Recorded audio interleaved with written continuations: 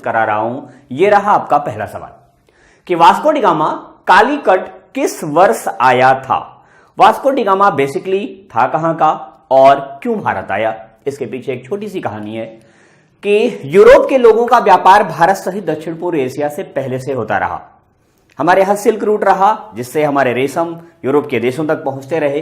Paris जिसे वैभव और विलासिता का शहर कहा जाता है, वहां हमारा रेशम बहुत डिमांडेड था। लेकिन अरब और कुस्तुनतुनिया के क्षेत्र पर अरबियों का, तुर्कों का कब्जा हो जाने के कारण यूरोप का व्यापार प्रभावित हुआ और वास्को डी गामा को भारत आने के लिए एक नया मार्ग तलाश करना पड़ा। और वह 17 मई, कब? 17 मई सन 1498 को भारत पहुंचता है। लेकिन भारत में जब पहुंचता है तो पहुंचता कहां है? वो पहुंचता है केरल के तट पर। और केरल पे एक बंदरगाह था जिसे कहा जाता था कप्प कडाबू बंदरगाह। क्या नाम था उसका? कप्प कडाबू बंदरगाह। कप्प कडाबू बंदरगाह पर पहुंचता है वो, जो था कहां पर? जो था कोचीन में। यहां का शासक था जमोरिन। जमोरिन उसकी उपाधि रही। उसने इसका स्वागत किया और उसने जमोरिन को ढेर सारा उपहार दिया। और यह भारत में प्रवास करने के बाद जब वापस लौटा तो इसने अपने कुल व्यापार से 60 गुना लाभ अर्जित किया। कितना? 60 गुना लाभ कमाया। तो वास्को डी गामा कब आया? 1498 में। आपका राइट आंसर होगा 1498। चलते हैं अगले सवाल पर। नेक्स्ट क्वेश्चन आपका ये रहा। लंदन में ब्रिटिश ईस्ट इंडिया कंपनी की गठन के समय भारत का मुगल बादशाह कौन था? तो पहले तो यह जानते हैं कि लंदन में ईस्ट इंडिया कंपनी का गठन क्यों हुआ और कब हुआ। तो लंदन में ईस्ट इंडिया कंपनी को बनाने के लिए 1599 में ब्रिटेन के व्यापारियों ने एक मीटिंग बुलाई और इस मीटिंग की अध्यक्षता की लंदन के मेयर जॉन ने। लंदन के मेयर जॉन के प्रपोजल पर ये लोग 31 दिसंबर, कब? 31 दिसंबर सन 1600 में ब्रिटेन की महारानी एलिजाबेथ फर्स्ट से मिलने गए और एलिजाबेथ फर्स्ट ने इन्हें भारत में 15 वर्ष तक व्यापार करने का अधिकार दिया। कितने वर्ष तक? 15 वर्ष तक। तो वह व्यापार करने का जो अधिकार था वह सिर्फ अधिकार नहीं था, 15 वर्ष तक व्यापार। और यह व्यापार कैसा? एकाधिकार युक्त व्यापार। मोनोपोली थी इनकी कि इनके सिवा और कोई ब्रिटेन से नहीं आएगा। तो ये एकाधिकार मिला इन्हें और ये एकाधिकार पा करके इन्होंने भारत प्रस्थान किया। तो 1600 ईस्वी में जब कंपनी का गठन हो रहा है उस समय भारत का सम्राट कौन है? तो आपके यहां 1556 से लेकर, कब? 1556 से लेकर के 1556 से लेकर के 1605 तक, कब से कब तक? 1556 से 1605 तक आपका सम्राट है अकबर। कौन? अकबर। तो अकबर का शासन माना जाता है कब से कब तक? 1556 से 1605 तक। और 1600 ईस्वी इसी के बीच आएगी तो आपका आंसर होगा अकबर। क्लियर? चलते हैं अगले साल पे। नेक्स्ट क्वेश्चन आपका ये रहा। 17वीं शताब्दी में अंग्रेजों द्वारा यूरोप को निर्यात की जाने वाली कौन सी वस्तु नहीं थी? अंग्रेज जो कि आपके यहां आ जाते हैं कब? 1608 में। 1608 में इनका भारत में आगमन होता है और 1608 में इनके आने का जो मूल उद्देश्य था वो था व्यापार। क्या था? व्यापार। और इनके मैक्सिमम जो व्यापार का ओरिएंटेशन था वो बंदरगाहों से हुआ करता था। तो ये अपने ज्यादा से ज्यादा व्यापार किससे करते थे? बंदरगाह के माध्यम से करते थे। तो ये बंदरगाह के माध्यम से भारत में उत्पादन होने वाली चीजों को ले जाते थे। और 16वीं शताब्दी और 17वीं शताब्दी में भारत में मसाले भी पैदा होते थे। सूती वस्त्र भारत में बहुत पहले से पैदा होता रहा है और नील भी उत्पादित करती थी भारत। तो चाय ऐसी वस्तु है जो उस समय भारत ने उत्पादन नहीं किया था। तो चाय का निर्यात भारत नहीं करता था, से सभी चीजों का निर्यात भारत करता था। क्लियर? तो ये रहा आपका आंसर, चाय इसका राइट आंसर होगा। क्लियर? चलते हैं अगले सवाल पे। नेक्स्ट क्वेश्चन आपका ये रहा। मुगल सम्राट द्वारा नियुक्त बंगाल का अंतिम गवर्नर कौन था? तो आपको बताएं, आप मुगल काल जब पढ़ते हैं तो दो कालखंडों में बांटकर पढ़ते हैं। एक महान मुगल और दूसरा उत्तर मुगल। तो महान मुगल में 6 शासक आते हैं आपके, ठीक, महान मुगल, और दूसरा उत्तर मुगल कालीन। तो उत्तर मुगल काल में जब हम पढ़ते हैं तो यह इतिहास शुरू होता है 1707 से। कब से? 1707 से शुरू होता है और यह इतिहास जाता है 1857 तक, ठीक, 1857 तक जाएगा।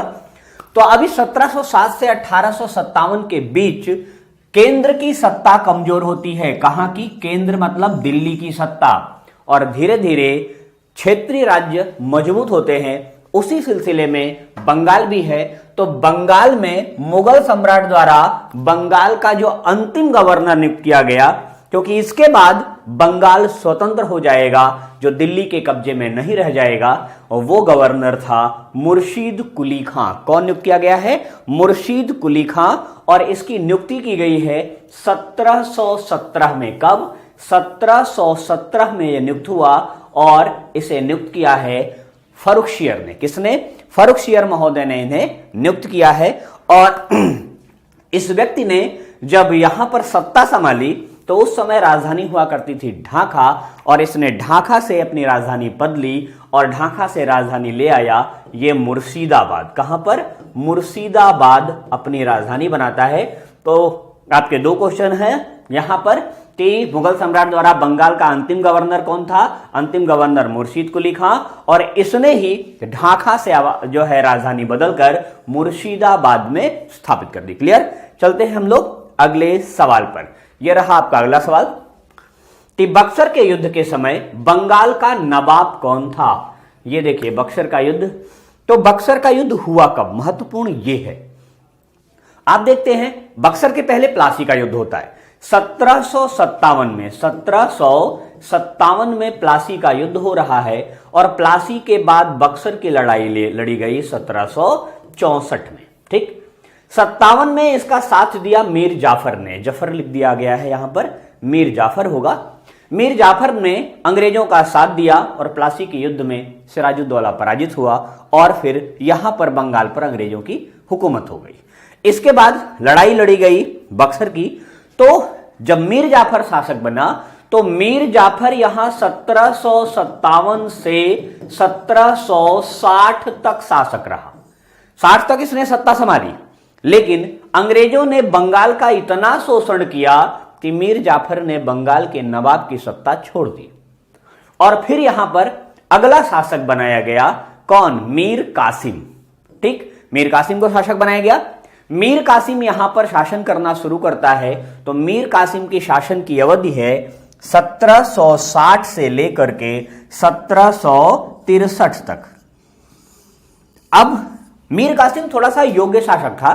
तो योग्य शासक होने का जो उसका लक्षण था, उसने राजधानी परिवर्तित किया। मुंगेर में उसने तोपखाने वगैरह लगाए, बंदूक बनाने के कारखाने लगाए, और साथ ही साथ अपनी सेना को यूरोपीय पद्धति पर ट्रेन करना शुरू किया। यह बात अंग्रेजों को खली और अंग्रेजों ने उसके खिलाफ कार्रवाई करने का प्रयास किया। तो मीर कासिम ने 3 लोगों को मिलकर के एक संगठन बनाया, जिसमें दिल्ली का सम्राट बहादुर शाह जफर सेकंड, और दूसरा शुजाउद्दौला था जो अवध का नवाब था, उसके साथ साथ मीर कासिम। इन तीनों ने मिलकर के एक संगठन बनाया और बक्सर की लड़ाई लड़ी। और यह बक्सर की लड़ाई लड़ी गई कब? 1764 में 22 अक्टूबर को। तो 1757 से 1760 तक शासक रहा मीर जाफर। मीर कासिम 1760 से 1763 तक रहा।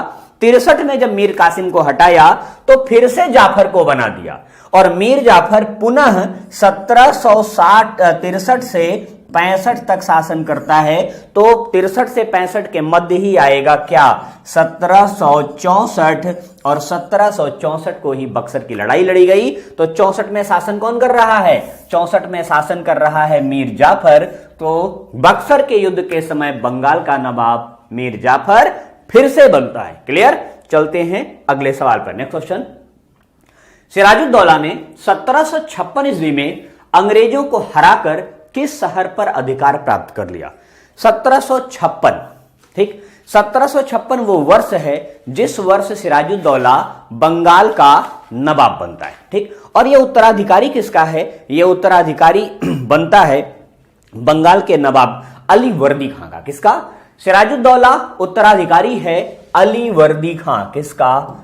अली वर्दी खां का उत्तराधिकारी है ये, क्योंकि अली वर्दी खां का कोई पुत्र नहीं था, तो जब संतान नहीं होती तो तमाम उत्तराधिकारी निकल के आते हैं, लेकिन अली वर्दी खां ने सिराजुद्दौला को अपना उत्तराधिकारी बनाया। अब जब सिराजुद्दौला सत्ता संभालता है तो देखता क्या है कि यहां पर नए नए नगर बसाए जा रहे हैं, अंग्रेजों का प्रभुत्व बंगाल में बढ़ता जा रहा है, तो इसने अंग्रेजों को हराया। कहां पर? बंगाल में, कलकत्ता में, क्योंकि अंग्रेजों ने कलकत्ता शहर बसाया था और वहां पर हरा करके यहां एक नए नगर की स्थापना की और उस नगर का नाम इसने रखा अली नगर। तो कलकत्ता का नाम क्या पड़ गया? यहां से इसका नाम पड़ा अली नगर, और अली नगर इसका नाम किसने रखा? सिराजुद्दौला ने। क्लियर? तो अंग्रेजों को हराया, किस शहर को प्राप्त किया? कलकत्ता को, और उसका नाम रखा उसने अली नगर। क्लियर? चलते हैं अगले सवाल पर, क्योंकि यहीं पर एक घटना घटेगी जिसे आप कहते हैं ब्लैक होल। ठीक, तो ब्लैक होल घटना का विवरण हमें एक अंग्रेज से प्राप्त होता है, वह कौन था? तो ब्लैक होल की घटना है क्या? बेसिकली वहां पर हराने के बाद करता क्या है सिराजुद्दौला 20 जून 1956 को अंग्रेजों की 146 लोगों को एक 18x14 के कमरे में कैद कर देता है। 18x14 के कमरे में अगर 146 लोगों को बंद कर दिया जाए तो मामला क्या होगा?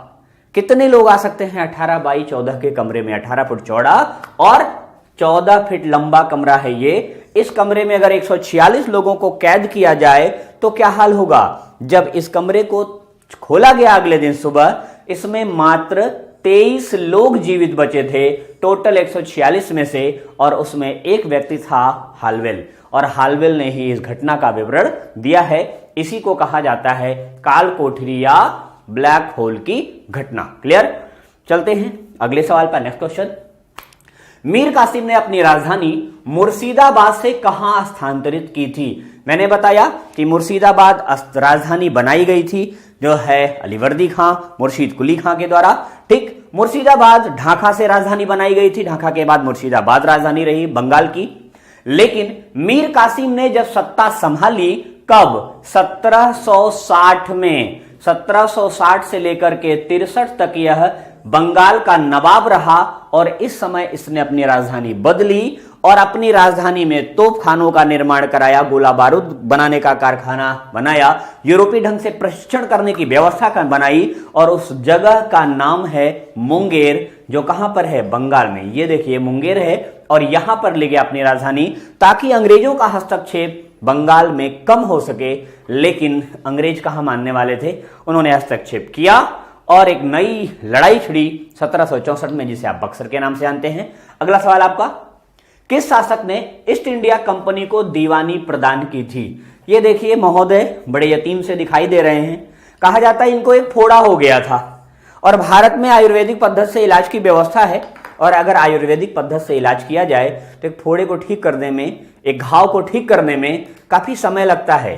तो एक अंग्रेज आया था, उस अंग्रेज डॉक्टर ने इनका उपचार जो है एलोपैथी पद्धति से किया, और एलोपैथी पद्धति काफी तेज रही। तो बेसिकली इन महोदय ने जो है काफी संघर्ष किया और फोड़ा ठीक हुआ इनका।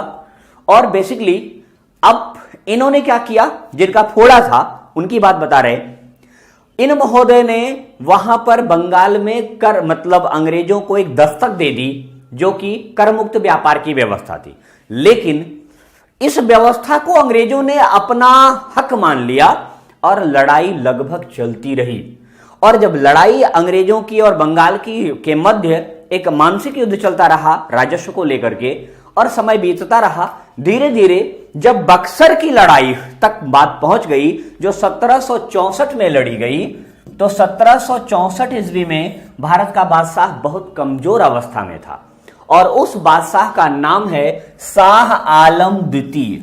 शाह आलम द्वितीय महोदय ने बक्सर के युद्ध में पराजय के बाद बंगाल, बिहार और उड़ीसा, इन तीनों क्षेत्रों की दीवानी का अधिकार दे दिया किसे? अंग्रेजों को। और यह महोदय सिर्फ और सिर्फ 26 लाख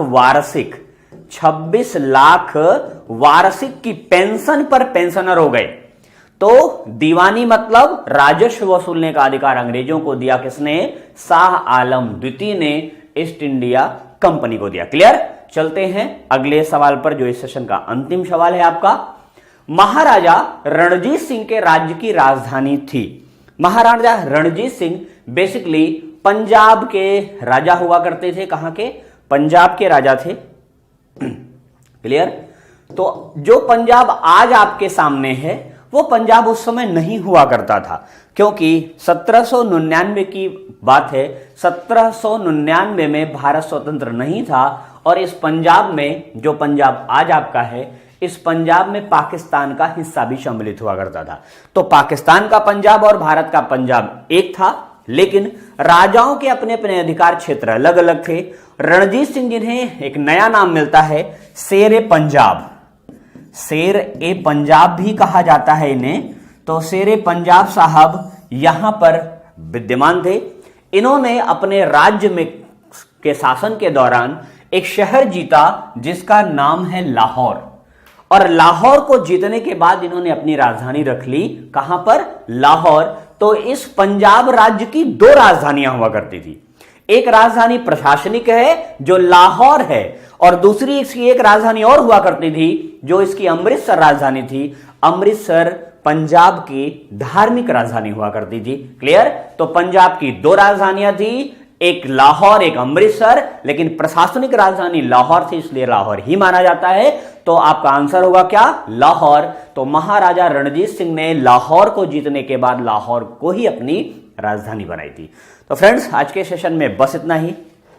काफी दिनों बाद हम लोगों की फिर से मुलाकात हुई है, और मुझे पूरा उम्मीद है कि आपके वो दोस्त जो इस सेशन से थोड़ा सा दूर हो गए होंगे, आप लोगों ने वापस ले आएंगे इस सेशन में। और